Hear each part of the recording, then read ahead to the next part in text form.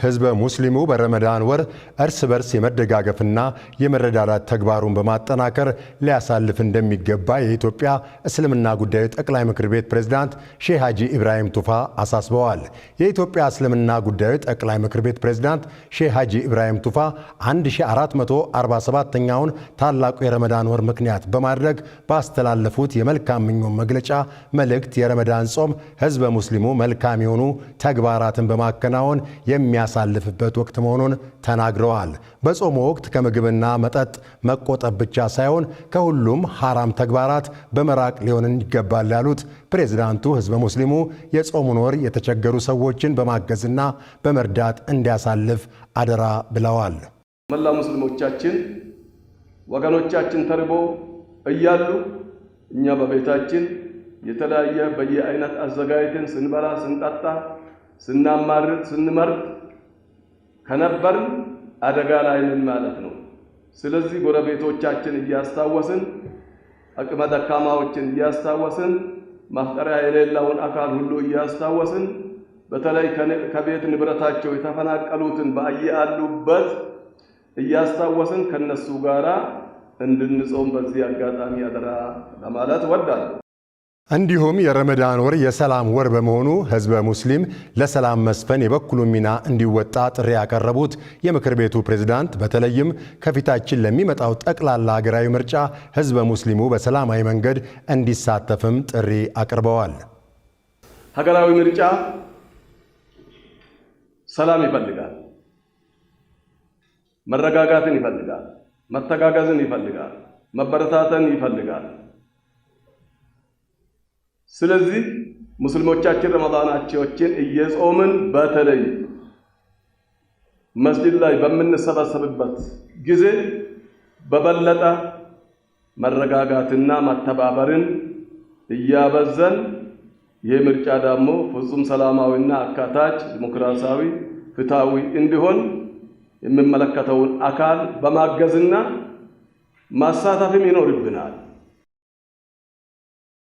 የዘንድሮ ታላቁ የረመዳን ወር ጨረቃ ዛሬ ምሽት ከታየች የመጀመሪያው የጾም ቀን ነገ ረቡዕ ይሆናል።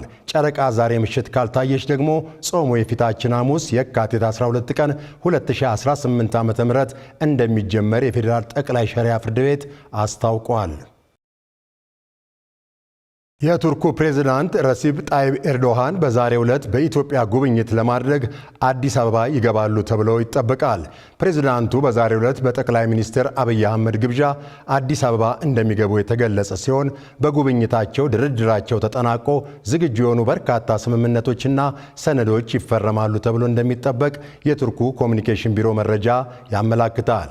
ይህ ጉብኝት በሁለቱ ሀገራት መካከል ያለውን ስትራቴጂካዊ ወዳጅነትና በተለይም የመከላከያ የቴክኖሎጂ የኢንቨስትመንት ትብብር ወደ ላቀ ደረጃ ለማሸጋገር ያለመ መሆኑ የተገለጸ ሲሆን ከጸጥታው ዘርፍ ባሻገር ቱርክ በኢትዮጵያ ያላትን ግዙፍ ኢንቨስትመንት ድርሻ ለማሳደግና በንግድ ልውውጥ ዙሪያ አዳዲስ የትብብር መስኮች ለመክፈት ትልቅ ዕድል እንደሚፈጥር ነው የተገለጸው። በአፍሪካ ዓለም አቀፍ የንግድ ተወዳዳሪነት ለማምጣትና የኢኮኖሚ እድገትን ለማፋጠን የአፍሪካ አህጉራዊ ነፃ የንግድ ቀጠናን ሙሉ በሙሉ መተግበር እንደሚገባ የአፍሪካ ኢኮኖሚ ኮሚሽን ዋና ጸሐፊ ክላቨር ጋቴቴ ገለጹ።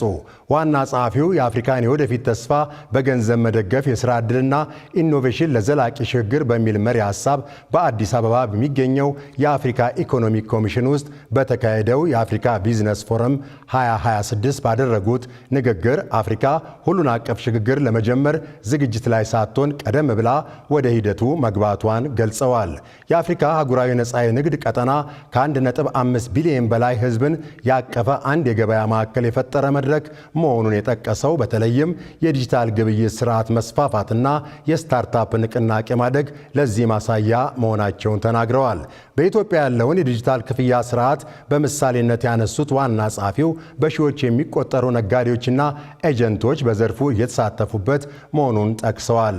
አፍሪካ እሴት የተጨመረባቸውን ምርቶች ለገበያ ማቅረብ መጀመሯ ትልቅ ስኬት መሆኑን የገለጹት ዋና ጸሐፊው በየዓመቱ በሚሊዮን የሚቆጠሩ ወጣቶች ወደ ገበያው እየገቡ መሆናቸው ነው ያነሱት። በሳውዲ አረቢያ በአስቸጋሪ ሁኔታ ውስጥ የነበሩ 2301 ኢትዮጵያውያን ወደ ሀገራቸው መመለሳቸውን የሴቶችና ማህበራዊ ጉዳይ ሚኒስቴር አስታውቋል። በሳምንቱ ውስጥ በተደረገ 8 ዙር በረራ 2301 ኢትዮጵያውያን መመለሳቸውን ያስታወቀው ሚኒስቴር መስሪያ ቤቱ ከእነዚህ ውስጥ 1572 ወንዶች፣ 656 ሴቶች እንዲሁም 73 ሕፃናት መሆናቸውን ነው የገለጸው። እንዲሁም ከተመላሾች መካከል 138 የሚሆኑት ዕድሜያቸው ከ18 ዓመት በታች የሆኑ ታዳጊዎች መሆናቸውንም ጠቁመዋል።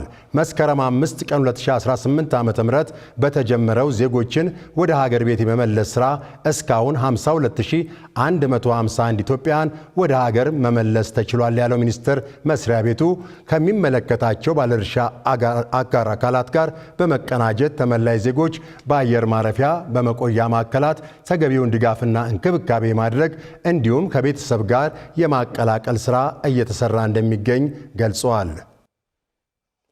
ተመልካቾች የምትከታተሉት የአዲስ ነገር የጠዋት የአገር ውስጥ አጫጭር መረጃችንን ነው። በሶማሌ ክልል የሚገኙት የዲግ፣ የኑስረዲቅ፣ የጋሻሞ እና የምርቃን ከፀሐይ ኤሌክትሪክ ኃይል ማመንጫ ፕሮጀክቶች ተመርቀው ለአገልግሎት ክፍት መሆናቸውን የኢትዮጵያ ኤሌክትሪክ አገልግሎት አስታውቋል።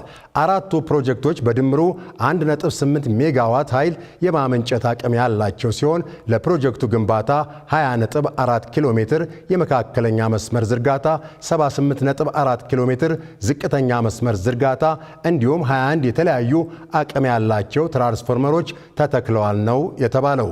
ፕሮጀክቶቹ የጤናና የትምህርት ተቋማትን ጨምሮ ከ9500 በላይ ደንበኞችን የ24 ሰዓት የኤሌክትሪክ አገልግሎት ተጠቃሚ የሚያደርጉ እንደሆኑም ነው የተገለጸው።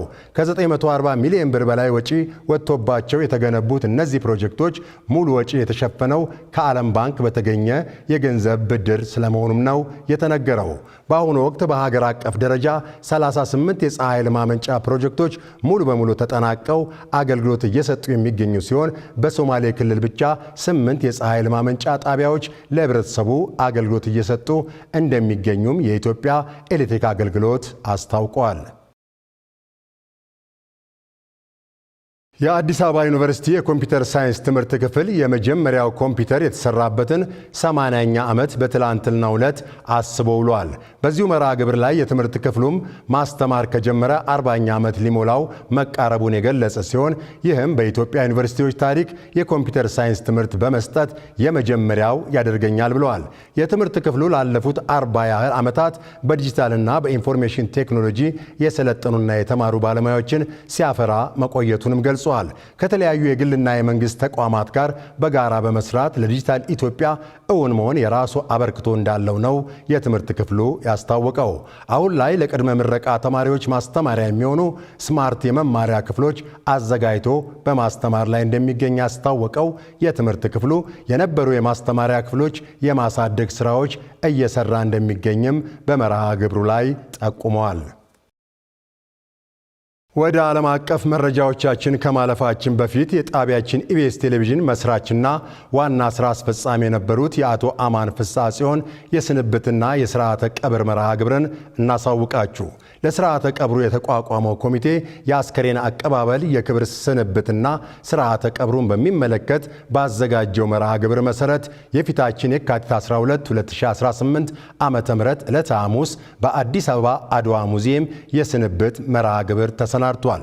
ለዚህም በዕለቱ ከጠዋቱ 3 ሰዓት ጀምሮ ከመኖሪያ ቤታቸው ወደ አድዋ ሙዚየም ጉዞ ይደረጋል። ከረፋዱ 5 ሰዓት ሲሆን ለስንብት መርሃ ግብሩ አስከሬን አድዋ ሙዚየም የሚደርስ ሲሆን ከቀኑ 8 ሰዓት ላይ ወደ መጨረሻ ማረፊያው ጉዞ ይጀምራል። በመጨረሻም ከቀኑ 9 ሰዓት ላይ በጴጥሮስ ወጳውሎስ መካነ መቃብር የግብዓተ መሬት ስነ ስርዓት እንደሚፈጸም የቀብር አስፈጻሚ ኮሚቴው እንዲሁም የአቶ አማን ፍስሐ ጽዮን ባለቤትና ልጆቻቸው እንዲሁም ቤተሰቦቻቸው አሳውቀዋል።